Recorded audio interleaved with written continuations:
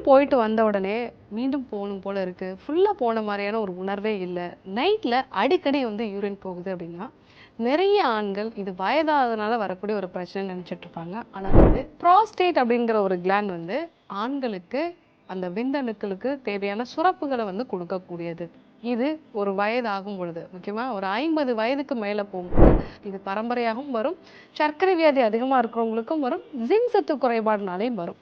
So இந்த DHT அப்படிங்கிறது இடுப்பு பகுதியில் கொஞ்சம் விளக்கெண்ணெய் வச்சுட்டு ஒரு மசாஜ் மாதிரி பண்ணிடலாம். அதுக்கப்புறமா நல்ல ஒரு டர்க்கி டவலில் சுடு தண்ணியில் நனைச்சி பிழிஞ்சிட்டு அதை வந்து இடுப்பை சுற்றி வந்து நம்ம கட்டிக்கலாம். ஹெல்த் கஃபே தமிழ் நேயர்களுக்கு அன்பான வணக்கங்கள். நான் ஸ்ரீவர்மா மருத்துவமனையின் சித்த மருத்துவர் ஜெயரூபா.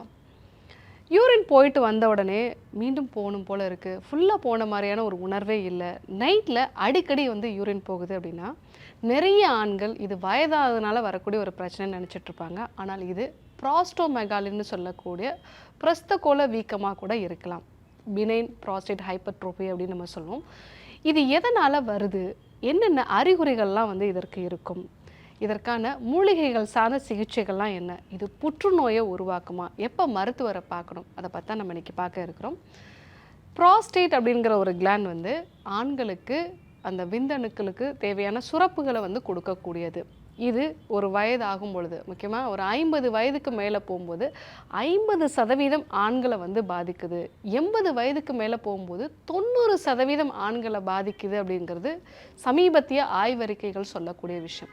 எதனால் இந்த ப்ராஸ்டேட் கிளாண்ட் வந்து வீக்கமாகுது, ஸோ என்னென்ன அறிகுறிகள்லாம் இருந்தால் இந்த ப்ராஸ்டேட் கிளாண்டில் வீக்கம் இருக்குங்கிறத கண்டுபிடிக்கலாம்.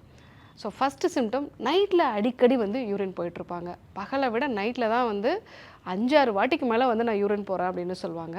ரெண்டாவது, யூரின் அப்போ தான் போயிட்டு வந்திருப்பாங்க, திருப்பியும் வந்து போகணும் போல் இருக்குது டாக்டர், ஃபுல்லாக போன மாதிரி இல்லை அப்படின்னு சொல்லுவாங்க. சில பேருக்கு சொட்டு சொட்டாக கூட வந்து யூரின் போகும்.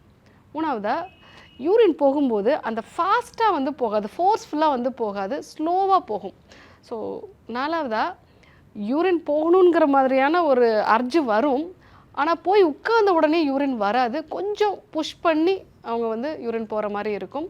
ஸோ அஞ்சாவதாக, யூரின் போகிறப்ப அடிவயிற்றில் ஒரு வலியோ இல்லை எரிச்சலோ வந்து இருக்கும். இந்த அறிகுறிகள்லாம் இருக்குது அப்படின்னா அது ப்ராஸ்டேட் என்லார்ஜ்மெண்ட்டாக கூட வந்து இருக்கலாம். இதில் 2 விஷயம் இருக்குது. ஸோ பக்க விளைவுகள் எதுவுமே இல்லாமல் புற்றுநோய் இல்லாத பினைன் ப்ராஸ்டேட் ஹைப்பர்ட்ரோஃபி அப்படிங்கிறது இருக்குது. ப்ராஸ்டேட் கேன்சருங்கிற ஒரு வகையும் வந்து இருக்குது. ஸோ எதனால் இதை வந்து அதிகமாக வருதுன்னா, ஒரு வயதான காலத்தில் போகும்போது ஆண்களுக்கு டெஸ்டோஸ்டிரானோட அளவு வந்து குறைய ஆரம்பிக்குது. அதே மாதிரி உடம்புல இருக்கக்கூடிய இந்த கொலஸ்ட்ரால் வந்து டைஹைட்ரோ டெஸ்டோஸ்டிரான் அப்படிங்கிற ஒரு வேதிப்பொருளாக மாறுது. இந்த டிஹெச்டிங்கிறது தான் ப்ராஸ்டேட் என்லார்ஜ்மெண்ட்டுக்கு முக்கியமான காரணம். ஸோ யாருக்கெல்லாம் இந்த டிஹெச்டி அதிகமாக இருக்கும் அப்படின்னா, சர்க்கரை வியாதினால் பாதிக்கப்பட்டவங்க, உடலில் அதிகப்படியான கொழுப்பு இருக்குது, ஸோ வெயிட் அதிகமாக இருக்கக்கூடிய நபர்கள், ஜிங்க் சத்து குறைபாடு இருக்கக்கூடிய நபர்கள், ஸோ தொடர்ந்து ஆன்டாசிட்ஸ் நிறைய எடுத்துக்கிறாங்க. கொஞ்சம் வயதாகும்போது பார்த்திங்கன்னா செரிமான சக்தி கம்மியாக இருக்கும், அதுக்காக நிறைய ஆன்டாசிட்ஸ்லாம் வந்து எடுத்துப்பாங்க. ஸோ இதுவும் வந்து நீங்கள் சாப்பிடக்கூடிய உணவுகளில் இருந்து ஜிங்க் வந்து எடுத்துக்கிறதுக்கான அந்த தன்மையை வந்து உங்களுக்கு குறைக்குது. ஸோ அப்படி இருக்கக்கூடிய நபர்களுக்கும் ரொம்ப ஈஸியாக வந்து வரும். பரம்பரை காரணமாகவும் வரலாம். அவங்க வீட்டில் அப்பாவுக்கோ இல்லை மாமாவுக்கோ யாருக்காவது இருந்ததுன்னா அவங்களுக்கும் இந்த ப்ராஸ்டேட் என்லார்ஜ்மெண்ட் வரலாம். ரொம்ப காமனான விஷயம் இந்த டிஹெச்டி வந்து இன்க்ரீஸ் ஆகிறது. இது பரம்பரையாகவும் வரும், சர்க்கரை வியாதி அதிகமாக இருக்கிறவங்களுக்கும் வரும், ஜிங்க் சத்து குறைபாடுனாலையும் வரும். ஸோ இந்த டிஹெச்டி அப்படிங்கிறது ஜிங்க் வந்து கரெக்டாக இருந்துச்சு அப்படின்னா 5-ஆல்ஃபா ரிடக்டேஸ் அப்படிங்கிற ஒரு என்சைமை வந்து இது குறைச்சிடும். ஸோ அப்படி குறைக்கும் பொழுது அது டிஹெச்டியாக மாறாது, டெஸ்டோஸ்டிரான் மட்டும் நம்ம உடம்புல வந்து இருக்கும்.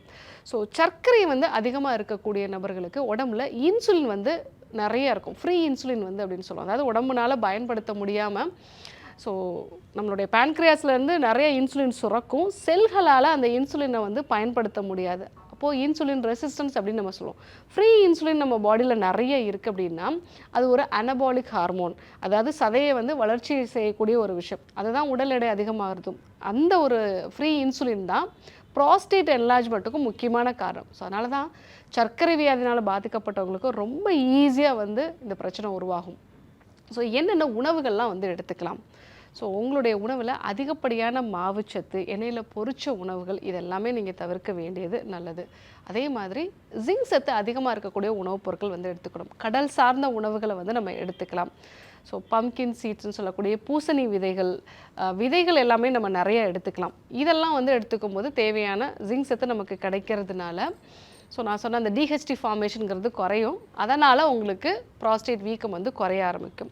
வாழைப்பழத்தினுடைய தூள், இதுலேயும் சில வேதிப்பொருட்கள் வந்து இந்த ப்ராஸ்டேட்டோட வீக்கத்தை குறைக்குது அப்படிங்கிறது இந்த ஆய்வறிக்கைகள்லாம் சொல்லுது. அதையும் வந்து நம்ம எடுத்துக்கலாம். அதே போல் சில வகையான மூலிகைகளையும் வந்து நம்ம பயன்படுத்தலாம். அதில் முக்கியமானது நெருஞ்சில். இந்த நெருஞ்சில் அப்படிங்கிறது வந்து இந்த ப்ராஸ்டேட்டோட வீக்கத்தை வந்து குறைக்கக்கூடியது. ஸோ நெருஞ்சில் நைட்டில் ஒரு டீஸ்பூன் ஊற வச்சுட்டு காலையில் அதை வந்து டீ மாதிரி வச்சு நம்ம சாப்பிடலாம். நீர்முள்ளி கஷாயம் வந்து எடுத்துக்கலாம். இந்த நீர்முள்ளி கஷாயமும் வந்து புரஸ்தக்கோல வீக்கத்தை வந்து குறைக்கக்கூடியது. ஸோ அவங்களுடைய பிளாடரில் தேங்கக்கூடிய யூரினையும் வந்து வெளியேற்றும். ஏன்னா நிறைய இந்த ப்ராஸ்டேட் என்லார்ஜ்மெண்ட் இருக்கிறவங்களுக்கு ரெசிடிவல் யூரின்ங்கிறது இருக்கும். ஸோ அவங்களோட பிளாடர்லேயே தேங்கக்கூடிய ஒரு தன்மை. ஸோ அதை எல்லாத்தையுமே இந்த நீர்முள்ளி கஷாயம், அதே மாதிரி வந்து நெருஞ்சில் கஷாயம் வந்து எடுத்துக்கும் போது நல்லாவே வந்து குறைய ஆரம்பிக்கும். இந்த ஒரு மூலிகைகளை வந்து பயன்படுத்தலாம். ஆசன பயிற்சிகளை பொறுத்த வரைக்கும் பவனமுக்தாசனம் வந்து பண்ணலாம், தனுராசனம் வந்து பண்ணலாம், விபரீத கர்ணி ஆசன பயிற்சிகள் பண்ணலாம். இது எல்லாமே இந்த அடிவயிற்றுக்கான இரத்த ஓட்டத்தை வந்து அதிகப்படுத்தும். அதன் மூலமாக இந்த வீக்கத்தை வந்து குறைக்கலாம். இந்த ப்ராஸ்டேட் என்லார்ஜ்மெண்ட் இருக்கிறவங்க அடிவயிற்றுக்கு வந்து நல்லா வெதுவெதுப்பான வெந்நீரில் ஒரு ஹிப் பாத் மாதிரி வந்து எடுத்துக்கிட்டாங்கன்னா நல்லது. இடுப்பு வரைக்கும் வெதுவெதுப்பான தண்ணீரில் ஒரு அரை மணி நேரம் வந்து இருக்குது. பட் அந்த மாதிரியான ஃபெசிலிட்டிலாம் எனக்கு இல்லை டாக்டர் அப்படின்னு சொல்கிறவங்க இடுப்பு பகுதியில் கொஞ்சம் விளக்கெண்ணெய் வச்சுட்டு ஒரு மசாஜ் மாதிரி பண்ணிடலாம். அதுக்கப்புறமா நல்ல ஒரு டர்க்கி டவலில் சுடு தண்ணியில் நனைச்சி பிழிஞ்சிட்டு அதை வந்து இடுப்பை சுற்றி வந்து நம்ம கட்டிக்கலாம். இதுவும் ஹிப் பாத்துக்கு ஈக்குவலான ஒரு எஃபெக்டை வந்து கொடுக்கும். இந்த ஒரு விஷயத்தையும் வந்து நம்ம ஃபாலோ பண்ணலாம். ஸோ மூலிகைகளை பொறுத்த வரைக்கும் நான் சொன்ன இந்த நெருஞ்சிலும் அதே மாதிரி நீர்மூலியும் வந்து பயன்படுத்தலாம். மருந்துகளாக இருந்தது அப்படின்னா வருணாதி கஷாயம் டேப்லெட்டு, சந்திரபிரபாவட்டி, இந்த மாதிரியான மருந்துகளையும் வந்து நம்ம பயன்படுத்தும் பொழுது நமக்கு ப்ராஸ்டேட் சம்மந்தமான பிரச்சனைகளில் நல்ல ஒரு மாற்றம் இருக்கும். பட் ப்ராஸ்டேட்டை பொறுத்த வரைக்கும் உங்களுடைய சுகரை கண்ட்ரோல் பண்ண வேண்டியது அவசியம். ஜிங்க் சத்து இருக்கக்கூடிய உணவுப் பொருட்களை வந்து கரெக்டாக எடுத்துக்கணும்.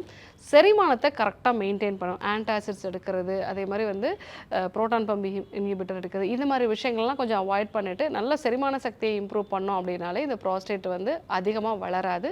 சில வகையான மருந்துகளும் இதை வந்து அதிகப்படுத்தும். ஸோ அந்த மருந்துகள் ஒருவேளை நீங்கள் சில வகையான மருந்துகளோ இல்லை ஒரு சில வகையான மருந்துகள் வந்து உங்களுக்கு அதை அதிகப்படுத்துதுன்னா அதை நம்ம வந்து மாற்றிக்கிறது நல்லது.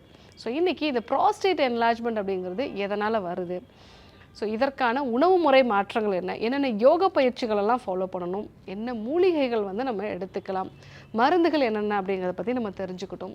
இதே போன்று ஒரு நல்ல தகவலோடு உங்களை சந்திக்கிறேன். நன்றி, வணக்கம். இந்த வீடியோ உங்களுக்கு பிடிச்சிருந்தா லைக் பண்ணுங்க, ஷேர் பண்ணுங்க, கமெண்ட் பண்ணுங்க. மறக்காம ஹெல்த் கஃபே தமிழ் சேனலை சப்ஸ்கிரைப் பண்ணிட்டு பெல் பட்டனை கிளிக் பண்ணிடுங்க.